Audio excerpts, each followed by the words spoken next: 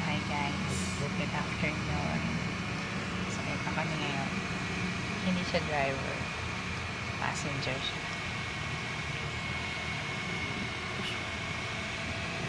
Saan ang kwento natin? Punta ko kagabi. Ay, tulog ka nga pala kagabi, no? Tulog siya kagabi. So ito na yun guys. Nag-order kami ng pinsan niya sa isang, sabihin natin sikat ba? Sikat na restaurant. Kilala ang restaurant kasi gutom na ang lahat. So sabi namin around 6:30. So sabi namin baka mga around 7:30 tapos na yung order. Kaya ano na lang, food panda na lang natin.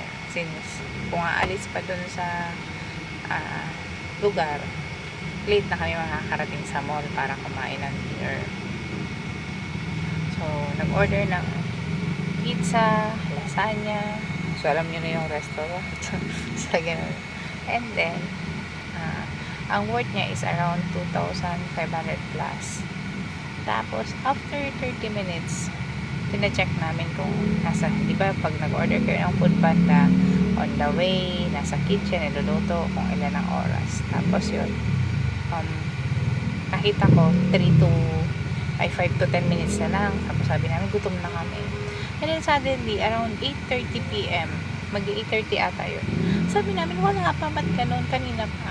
Tapos biglang nag-pop up, delivered na siya sa food panda. Di pumunta kami sa labas, tinignan namin kung nandun na yung item. Excited na ang lahat para kumain.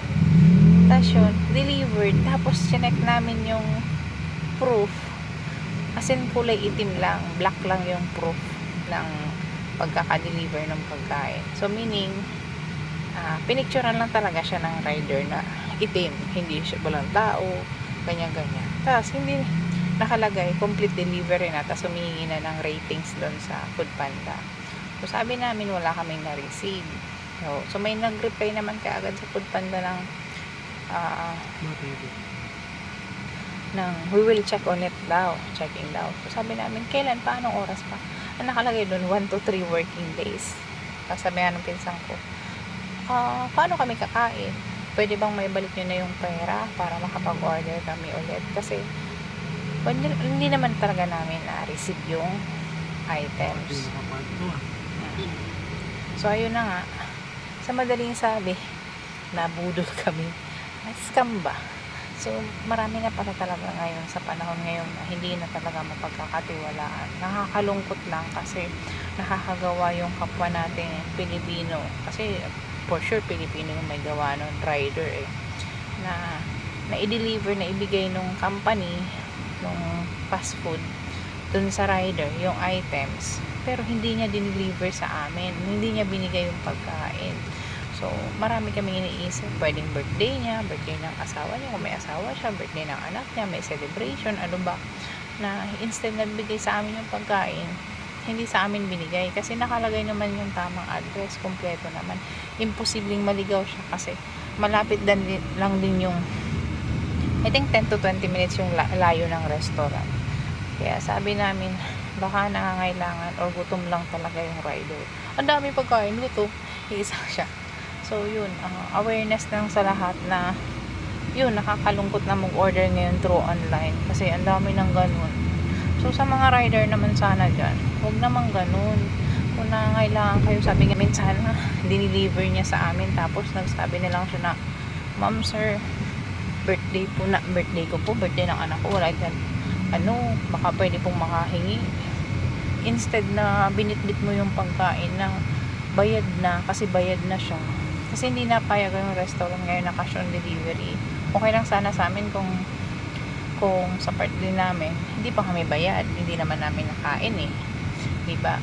Pero yun nga, nag-iingat din yung mga restaurant ngayon na magluluto sila tapos hindi na maika-cancel ng customer. Kaya may protocol na gano'n na bayad muna, binabayaran through PayMaya, GCash, debit card, diba, o credit card. So sa part naman ng mga rider, para hindi kami nawawala ng tiwala, which is nadadamay din yung restaurant, nadadamay yung mga company, nagtatrabaho lang, or kahit yung mga honest rider, nadadamay kasi hihina yung, siguro hihina, or kami ayaw na namin ng umorder online pag ganun. Kasi ando na yung takot, ando na yung worry na baka hindi na naman makarating sa amin yung pagkain namin, diba?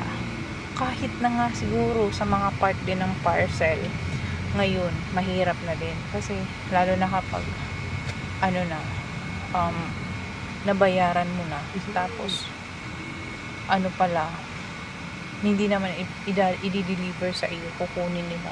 So nakakasad lang, diba? Ang daming mga security dito. So yun, traffic enforcer.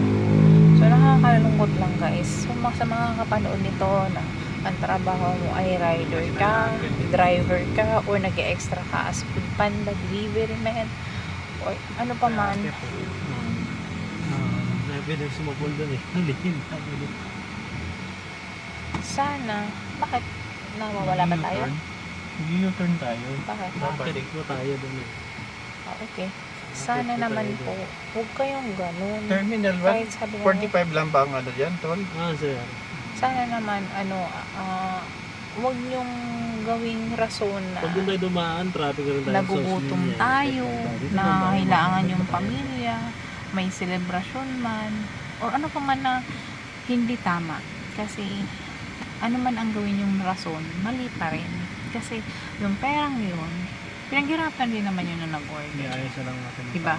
So, nag-order kami Para madali tayo para makakain din kami. Kayo naman, magtrabaho kayo ng maayos para makakain din kayo. So, give and take lang yun. Siyempre naman, na-pick up niyo yung pagkain. Ibig sabihin, lucky kayo, blessed kayo na kayo nakapili. May extra kayo dun. Minsan nga si tita nagbibigay pa ng ng tip. O, kesa naman hindi nyo binigay, baka sumakit pa yung tiyan nyo sa pagkain ng hindi naman sa inyo. And at the same time, nasisira kayo doon. Ang mangyayari doon, for sure, madedetect ng restaurant na yung kasi nag-complain kami dun sa restaurant, hindi namin nakarating. I-detect nila kung sino nag-pick up, kumuhang rider. So, mag-blacklist kayo dun sa company. So, shout out sa mga riders dyan, sa kumpanya ng Food Panda, maging vigilant tayo lagi, ha? And sa mga riders, please lang, be honest po. Maging maayos tayo sa pagtatrabaho natin. Huwag ganun, ha? For awareness sa lahat. And, aside from that, iwasan na natin siguro. Para sa akin, yun, suggestion ko na lang. Iwas na kami sa online na pagkain ng delivery din. Kasi, isa pa yun, pwedeng palitan yung in-order mo din. Mga ganung bagay. Mautak kasi ang Pilipino eh. Magagaling. Ay ngayon, ang tatalino. Ha?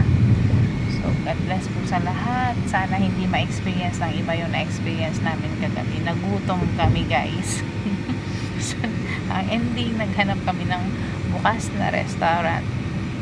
Nakakain po kami around 11 PM na. Kasi bukod sa maulan, malayo kami dun sa kainan talaga. So, that's it. Thank you and God bless guys.